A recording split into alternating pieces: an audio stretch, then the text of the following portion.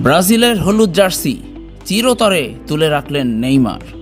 তাকে ঘিরে শেষ হলো সকল জল্পনা ও প্রত্যাশার অধ্যায়। সেলেসাউদের হয়ে চেনা ছন্দ ও শৈল্পিক ফুটবলের জাদুকরী পথ চলা অবশেষে থেমে গেল।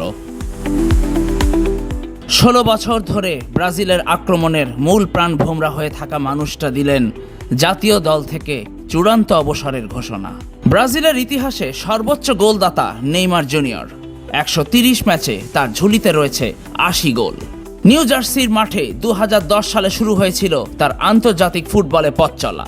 নরওয়ের কাছে 2026 বিশ্বকাপে ব্রাজিলের হেরে যাওয়া খেলাটি ছিল নেইমারের ব্রাজিলের হয়ে শেষ ম্যাচ। ভেন্যু সেই নিউ জার্সি। কোপা সুদামেরিকানায় ভেনেজুয়েলার ক্লাব ইউনিভার্সিদাদ সেন্ট্রালের বিপক্ষে সান্তোসে 4-2 গোলে জয়ের পর জাতীয় দলের সঙ্গে দীর্ঘ 16 বছরের সম্পর্ক ছিন্নের কথা জানান নেইমার। আবেগঘন কণ্ঠে তিনি বলেন, জাতীয় দলের সঙ্গে আমার পথ চলা শেষ। আমি ইতিহাস গড়েছি, অনেক ভালো মুহূর্ত পেয়েছি। হলুদ জার্সির জন্য নিজের রক্ত, জীবন সবকিছু উজাড় করে দিয়েছি, কিন্তু এখন আর চালিয়ে যেতে চাই না।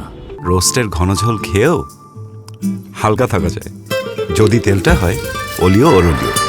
হেলদি লাইফস্টাইলে সব হবে অলিও ওরলিওতে। ইনজুরির কারণে বিশ্বকাপে 2টি ম্যাচে অল্প সময়ের জন্য মাঠে নেমেছিলেন। নরওয়ের বিপক্ষে পেনাল্টি থেকে পাওয়া সেই গোলটি হয়ে রইল ব্রাজিলের জার্সিতে তার শেষ গোল।